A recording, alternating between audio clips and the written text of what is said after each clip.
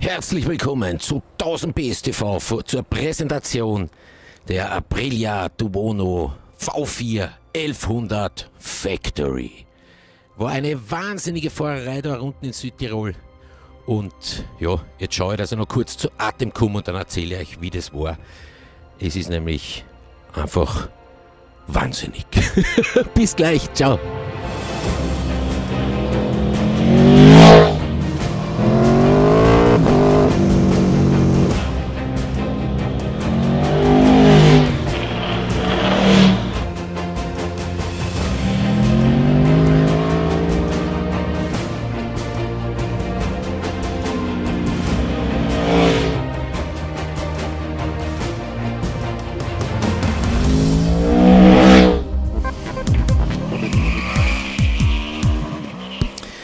So, wie gesagt, diese Fahrerei, das war wirklich arg. Das ist eigentlich, ist das an meine Grenzen gegangen, wie wir da gefahren sind, weil da unten in Italien hat es natürlich einen wahnsinnig guten Grip und der Guide, der kennt sich aus, der weiß, wie die Strecken dort sein.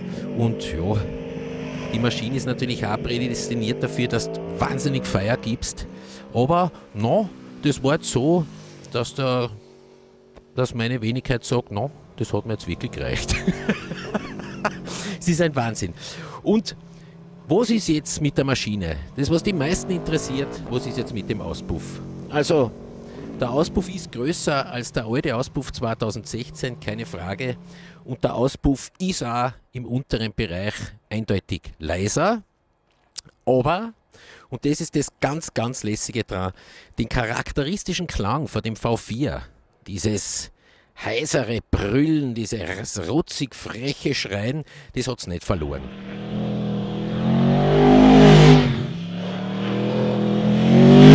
Es ist halt unten, hat es jetzt weniger Volumen, aber immer noch so, dass du denkst, pf, ist das leibend. Überhaupt, wenn du im Sattel sitzt, wenn du vorbeifährst, glaube ich, ist nicht mehr ganz so arg. Aber es war schon mächtig. Dieser Euro 3 Auspuff war wirklich mächtig, also er war kleiner und unten halt doch deutlich lauter. Aber das hat mich jetzt in keiner Weise gestört, sondern der Klang, die Klangfarbe ist erhalten geblieben. Es ist einfach das Volumen ein bisschen runtergegangen. Und wenn du dann ein bisschen in die Drehzahl kommst, dann schreit das mächtig. Das ist ganz, ganz gewaltig.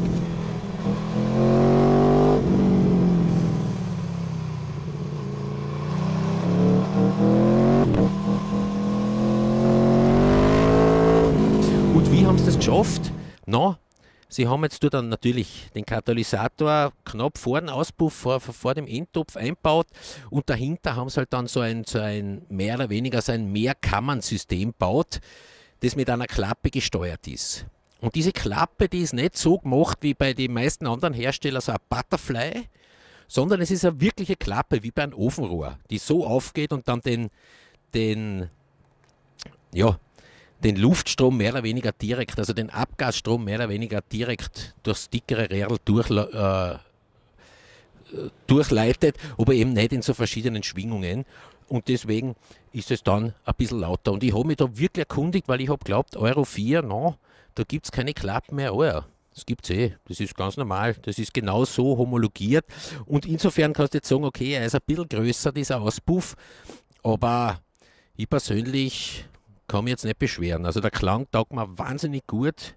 Es brüllt dann auch ganz Aprilia-typisch und ist halt unten jetzt nicht mehr so laut, aber ich meine, es muss ja auch nicht so laut sein im Ballungsgebiet. Und sonst, wenn du den ein bisschen aufmachst, den Motor, dann hast du ja eine göttliche Klangkulisse. Ja, so vom Sound her eigentlich auch unvergleichlich. Und es gibt natürlich also einen Agrapovic zum Nachrüsten. Allerdings diese Schlanke, was ich da gesehen habe, was dort ausgestellt haben, das ist dann nicht mehr legal. Also only for racetrack. So, dann komme ich zu dem nächsten wirklich verwunderlichen in Bezug auf Euro 4. Diese Aprilia Tuono V4 hat jetzt Brembo Monoblocks, nämlich die M50, was ein Wahnsinn ist, M50, hat jetzt 330er Scheiben und keine 320er mehr und die Scheiben sind jetzt 0,5 mm dicker, das sind jetzt 5 mm Scheiben auf 330 und vorher waren es 320 auf 4,5 mm und sie haben dann auch noch andere Bremsbeläge, einen anderen radialen Bremszylinder, einen 16er Brembo Hauptbremszylinder und das ist so, dass diese Bremse Vorderbremsen, na, da haben sie offensichtlich, das ist eine deutliche Verbesserung, das musst du sagen. Der erste Biss ist auf alle Fälle schärfer, das ist aber nicht so scharf, wie er gewesen ist auf der S1000R in der 2016er Konfiguration, wo du immer ein bisschen erschrocken bist, aber trotzdem echt ein deutlicher Initialbiss. Und es ist aber so, dass die ja dann wahnsinnig schön zu dosieren ist. Also eine unfassbar gute Bremse. Ja, und dann komme ich jetzt zu Euro 4. Das ist natürlich einstellbar in 3 verschiedenen Stufen. Also 1 ist die Stufe, wo das ABS am wenigsten regelt. Da geht es nur aufs Vorderradl und das Hinterradl nicht. Das heißt, da hast du dann auch keine so eine Abhebeerkennung. Dann hast du 2. In der Zweierstufen ist es schon, geht schon Hinterradl und Vorderradl und da ist auch dieses Kurven-ABS schon aktiviert, was du ja in der Einserstufe nicht hast, also da fährst du ohne Kurven-ABS. Und in der Dreierstufe regelt es dann noch ein bisschen früher und hat, glaube ich, also auch diese Heckabhebeerkennung setzt dann relativ früh ein. In der Zweierstufen gibt es dann noch relativ viele Freiheiten. Und jetzt kommt's, du kannst aber auch in dem Menü sagen, ABS off. Und das habe ich echt nicht geglaubt. Ich glaube, das darf es nicht mehr sein. Und habe mich aber bei diesen Offiziellen jetzt wirklich erkundigt, habe gesagt, Hans, das gibt es ja jetzt nicht mehr mit Euro 4. Da darf man ja, außer man ist ein Enduro, dann darf das ABS abschaltbar sein, aber sonst nicht. Und er hat gesagt, oh ja, das ist absolut in Ordnung.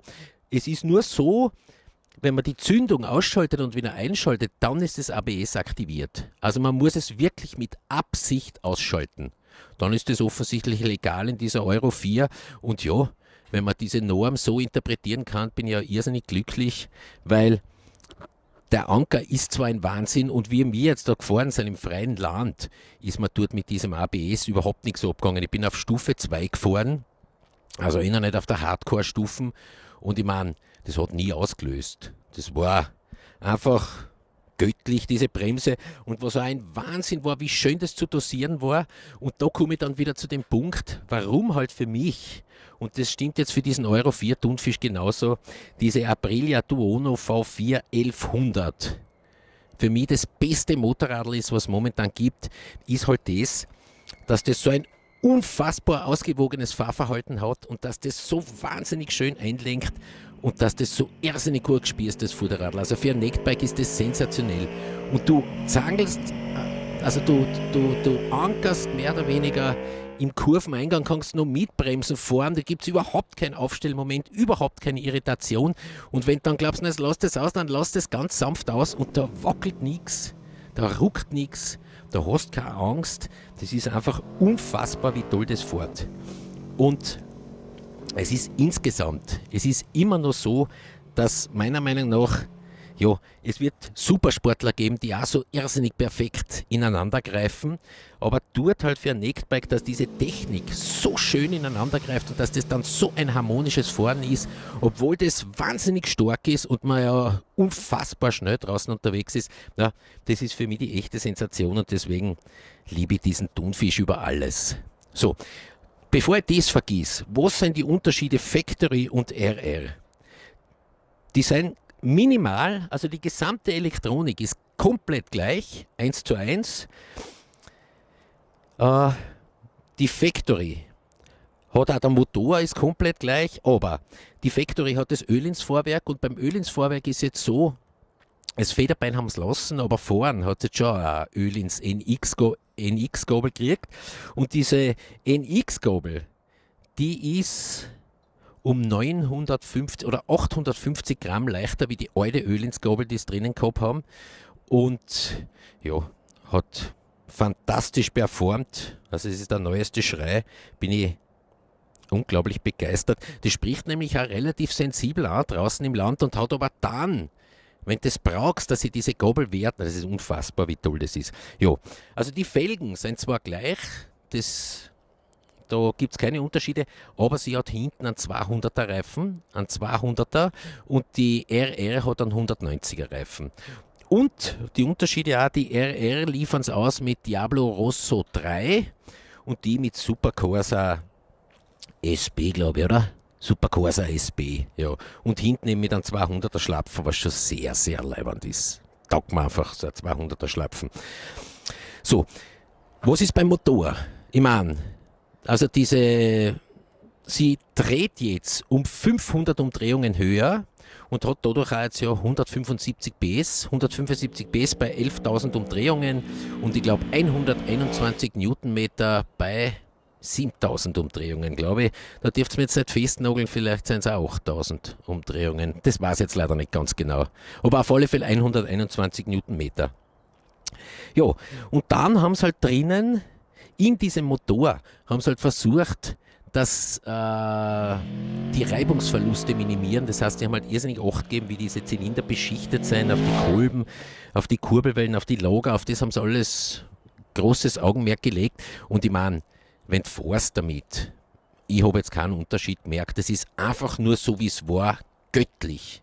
Wirklich göttlich. Der Motor hängt wahnsinnig schön am Gas. Das ist was unfassbar Tolles. Er hat wahnsinniges Schmalz. Das ist unglaublich, was der für Schmalz hat. Und jetzt hat sie auch einen Schaltautomaten. Der Schaltautomaten rauf, der ist immer schon so gewesen, dass ich mir gedacht habe, na bist du Depper, das ist ja butterweich. Das ist ja ganz arg. Das ist ja fast was Absurdes, wenn du jetzt irgendwas hast, was so dermaßen rührt und dermaßen arg anreißt und dann so wahnsinnig harmonisch schaltet. Na, das ist ein Traum. Unfassbar. Und das Gleiche haben sie jetzt geschafft in der Blipper-Funktion obi. Na, das ist unfassbar. Und da waren sie bei der Pressekonferenz ganz stolz, dass sie gesagt haben, du kannst da mit Vollgas obi schalten. Also keine Ahnung, du fährst irgendwo auf der Landstraße mit dem Sechser und denkst du, na gut, das Auto überhole ich, kannst Vollgas geben und dann hakelst du einfach zweimal obi. Dann bist du im Vierer und dann schreit es aber weg, dass du ohnmächtig wirst. Und das haben sie aber auch so wahnsinnig gut abgestimmt, dass du am Kurveneingang, du musst kein Zwischengas mehr geben, sondern du dosierst es nur mal mit der Bremsen und haust dann einfach trittst einfach diese Gänge obi und das ist unfassbar gewesen. Also bin ich ganz, ganz schwer begeistert. So, dass ich das nicht vergiss, du hast jetzt noch 3 Modi, die hast du immer gehabt, das heißt Sport, Track und Race. Und diese 3 Modi, die belangen nur den Motor, also wie der Motor anspricht, ob der jetzt ganz rund anspricht im Sport oder ein bisschen eckiger anspricht im Track und richtig hart anspricht im Race. Das sind eigentlich die einzigen Funktionen, die du hast. Und das ist ganz wichtig, das ist gekoppelt mit der Motorbremse. Du hast also im Sport am meisten Motorbremse, im Track hast weniger Motorbremse und in Race hast noch weniger Motorbremse. Und Race habe ich jetzt draußen auf der Straße nicht probiert, aber bei Sport und Track gibt es tatsächlich einen großen Unterschied. Und ich muss sagen, ich habe dann diese relativ geringe Motorbremse in Track, das habe ich sehr genossen. Du hast den Gang rein und druckst oben und es kommt so wahnsinnig weich. Diese Motorbremse setzt so, also meiner Meinung nach perfekt ein im Track. So, der nächste Punkt, das war wahnsinnig interessant, das ist dieses Ride-by-Wire.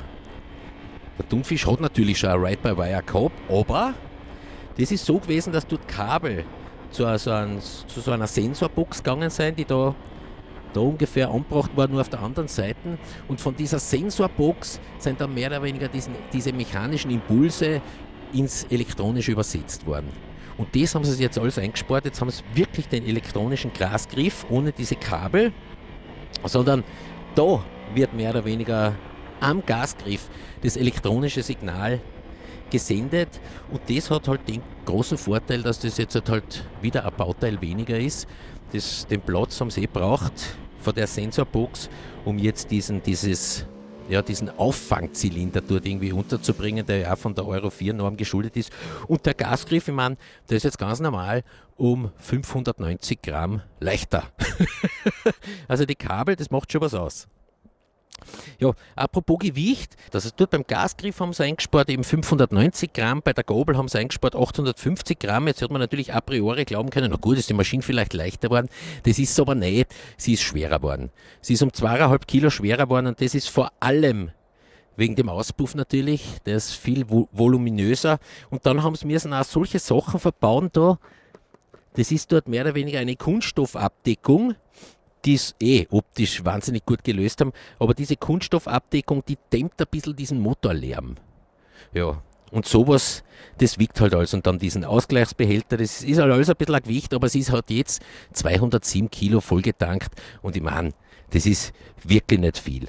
Ja, Und dann, was natürlich wahnsinnig leibend ist, ist dieses DFD-Display. Das ist jetzt auch neu und das muss ich schon sagen, na, das taugt mir wahnsinnig gut. Und wir sind gefahren bei ganz unterschiedlichen Lichtverhältnissen. Ich habe das immer ganz toll ablesen können. Und was halt neu ist, du kannst jetzt bei der Maschine einstellen, du kannst bei der Maschine jetzt mehr oder weniger noch alles einstellen und da brauchst du ein bisschen eine Einschulung wie bei einem Computer. Also du kannst die Wheelie-Kontrolle, die ist dreistufig einstellbar, genau. Und diese Wheelie-Kontrolle, die funktioniert jetzt auch noch besser, als wie sie funktioniert hat, weil früher ist dieser Sensor gelegen, diese Sensorbox, der Gyrosensor, und jetzt steht der in 45 Grad da drinnen und kann dadurch, das habe ich nicht ganz verstanden, warum, aber das dürfte offensichtlich so sein, vielleicht weiß das jemand, da kann man das unten hinschreiben, aber de facto ist es so, dadurch, dass die jetzt mit 45 Grad da drinnen steht, kann sie bessere Daten beim Wheelisieren liefern und eben, also nicht nur beim Wheelisieren, sondern in der Schräglage liefern und kann dadurch jetzt noch genauer regeln. Und was auch neu ist, diese Wheelie Control kannst du jetzt mehr oder weniger beim Fahren verstellen. Ist glaube ich dreistufig und ja, je nach Wunsch kannst du herumzangeln. Ich persönlich, ich verstehe nichts wahnsinnig gern beim Fahren, weil ich mir dort überhaupt, wenn ich auf so einer Granaten hocke, ich muss mich echt konzentrieren, dass ich dort nirgends detoniere. Und dann ist mir das Verstellen während der Fahrt eigentlich gar nicht so wichtig. Aber du kannst auch diese Traktionskontrolle, das hast du bei der alten auch schon kennen, diese 8-stufige Traktionskontrolle, kannst während der Fahrt auch ganz locker verstellen. Wie gesagt, ich stelle mir es meistens so ein, wie ich es haben will. Wenn ich mir denke, ja, heute bin ich ungefähr so drauf, Traktionskontrolle auf 4, Wheelie-Kontrolle auf 1, ABS auf 2 und GEMA. Und dann bin ich eigentlich immer sehr gut zurechtgekommen damit. Und das wird mit der Neichen jetzt genauso sein, zumindest war es heute so, dass es genauso gewesen ist. Was noch ein Wahnsinn ist in diesem DFD-Display, du siehst die Schräglage. Das ist wie beim MotoGP-Bike, du hast da so einen Zeiger, der da sagt, wie schräg du gerade fährst. Und das ist natürlich so, na, wer dort in der Kurven draufschaut, das ist entweder der Meister der Entspannung, der komplette Guru, oder er ist ein Noah, weil das mache ich natürlich nicht. Da habe ich wirklich keine Zeit, dass ich da drauf schaue. Und man sieht auch die Bremse, wie stark man die Bremse bedient und man sieht, wie viel Gas man gibt. Das ist Wahnsinn. Das ist so wie im Fernseher, wenn sie das bei den MotoGP-Bikes einblenden. Und da kann man sich jetzt natürlich fragen, na, das ist ja komplett Starhof, das ist ja Wahnsinn. Aber man kann das aufzeichnen. Also du drückst auf einen Knopf, dann fährst du eine Runde und nachher kannst auslesen, Topspeed, maximale Schräglage, dann wie stark habe ich bremst, wie arg habe ich, na beschleunigen weiß ich nicht, aber habe ich Vollgas gegeben oder nicht? Und das ist eigentlich unpackbar. So, wahrscheinlich habe ich jetzt wahnsinnig viel geredet, weil ich einfach so unfassbar begeistert bin davon. Jetzt beim Fazit kann ich nur sagen, ich habe jetzt nicht den direkten Vergleich. Das muss man natürlich sagen. Ich habe jetzt keinen direkten Vergleich, also da steht kein S1000R und da steht auch kein Super Duke 1290R, diese beiden neuen Maschinen. Insofern ist es jetzt vielleicht so also eine Ferndiagnose ein bisschen heikel, aber nachdem er letztes Jahr diese V4 Tuono schon über alle Maßen taugt hat und ich das Gefühl gehabt habe, das ist sicher das beste Motorrad, also das beste Motorrad in dem Sinn, wie ich fahre. Also das, was am besten zu mir passt. Und nachdem die jetzt in allen Belangen wirklich besser geworden ist, also sie ist nirgends schlechter geworden, sie ist überall besser geworden und hat immer noch dieses wahnsinnig tolle, ausgewogene Fahrverhalten, muss ich sagen, ja, ich glaube, Tuono 2017 wird wieder das Answer-Bike sein. Bin ich mir ziemlich sicher. So. Aber wir machen jetzt bald einen Vergleichstest und dann kann man diese Aussagen ein bisschen stärker auf den Punkt bringen. Abschließen möchte ich jetzt unbedingt mit einer Gesangsvorstellung, wie es halt für Italien passt. Und zwar: When the moon hits your eye like a big pizza pie, that's amore. When the world seems to shine like you had too much wine, that's amore. Ciao, grüß euch.